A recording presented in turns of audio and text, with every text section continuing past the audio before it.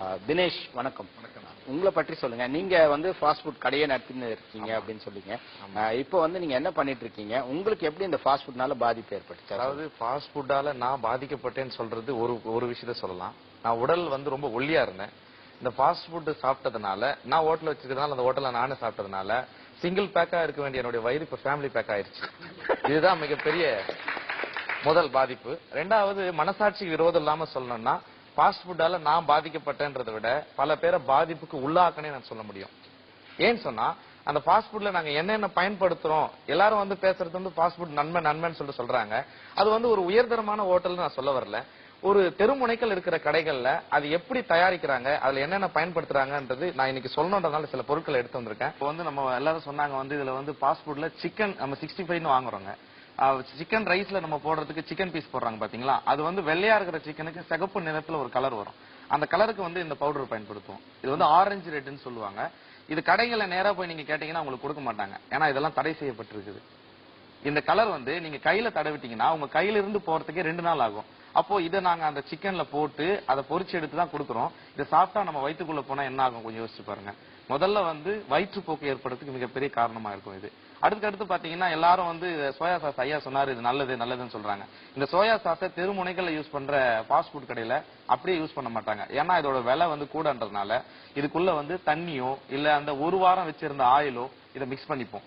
அந்த ஃபாஸ்ட் ஃபுட்ல நாங்க அந்த கடாயில போட்டு எடுக்கும்போது சாதம் அதுல ஒட்டிக்க கூடாது அப்படின்றதுனால ஆயில் அதிகமா பயன்படுத்துவோம். எந்த தெருமுனை கடையில பயன்படுத்துற ஃபாஸ்ட் ஃபுட்லயும் ரீஃபைண்ட் சன்ஃபிளவர் ஆயில் எல்லாம் யூஸ் பண்ண மாட்டாங்க. எல்லாரும் பாம் ஆயில் தான் யூஸ் பண்ணுவாங்க. அந்த பாம் ஆயில் யூஸ் பண்ற அந்த பொரிச்சு எடுக்கிற கடாய் இருக்கு பாத்தீங்களா, ஒரு வாரம் ஆனா கூட அதை கழுவ மாட்டோம். ஏன்னு சொன்னா கழுவிட்டு அந்த ஆயில் போயிடுச்சுன்னா மறுபடியும் கேஸ் அதிகமா செலவாகும் அப்படின்றதுனால எல்லா கடைகளும் இப்படிதான் இருக்கும். இது வந்து ஒரு ஹோட்டல் வச்சிருந்ததுனால நான் இதை சொல்லாம இருக்க விரும்பல. ஏன்னா இருக்கிற உண்மையை நான் சொல்லிடுறேன்.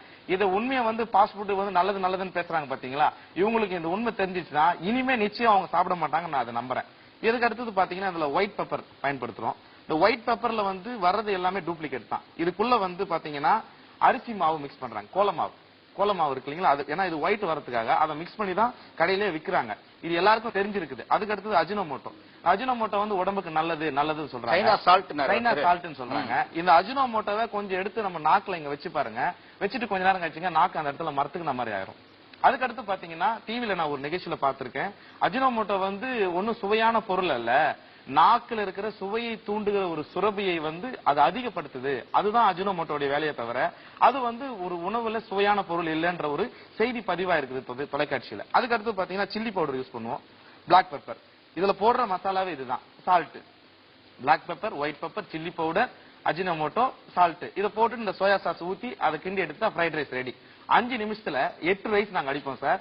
அது வெந்துச்சோ வேகலையோ அதை பத்தி எங்களுக்கு கவலையே இல்லை. ஒரு ரைஸ் 50 ரூபாய்னா 8 ரைஸ் என்ன ஆகுது, 400 ரூபாய் ஆகுது. 5 நிமிஷத்துல 400 ரூபாய் சம்பாதிக்கணும்ன்றதுதான் தொழில் செய்வதனுடைய நோக்கமே தவிர அது மக்களுக்கு ஆரோக்கியமா இல்லையான்றதை பத்தி யாருமே அங்க கவலைப்படுறதே கிடையாது. இதுதான் உண்மை. அதுக்கு அடுத்து இந்த சாஸ் இருக்கு பாத்தீங்களா, இந்த சில்லி சாஸ் எல்லாம் இதை எடுத்து நீங்க கழட்டி நம்ம மூக்கு கிட்ட வச்சு பார்த்தோம்னா கண்டிப்பா எப்ப ஏற்பட்டவங்களும் முகம் சுளிப்பாங்க. ஏன்னா அந்த அளவுக்கு ஒரு மாதிரியான ஸ்மெல் வரும் அதுக்குள்ள இருந்து. இந்த டொமேட்டோ சாஸ் ஸ்வீட்டா இருக்குன்னு சொல்றாங்க. இதெல்லாம் பல நாட்களா நமக்கு தேக்கத்துல இருந்து ஸ்டாக் ஆன பொருள் தான் கிடைக்குது. அதுக்கு அடுத்து ஃபாஸ்ட் ஃபுட் கடையில சிக்கன் யூஸ் பண்றாங்க. அந்த சிக்கன் வந்து அன்னைக்கு வாங்கின சிக்கன் அன்னைக்கு உபயோகப்படுத்துறாங்களா அப்படின்றது உண்மையே கிடையாது. ஏன்னா வினிகர் போட்டு 3 நாள் சிக்கனா இருந்தாலும் வாஷ் பண்ணோம்னா அந்த ஸ்மெல் போயிடும். கஸ்டமரை ஈஸியா எங்களால ஏமாத்த முடியும். இந்த மாதிரி இருந்ததுனாலதான் மனசாட்சிக்கு விரோதமா நான் தொழில் செஞ்சேன்றதுனால அந்த கடையை இன்னைக்கு மூடிட்டு நிம்மதியா 8000 ரூபாய் சம்பளத்துக்கு ஒரு வேலை இருக்கிறேன்.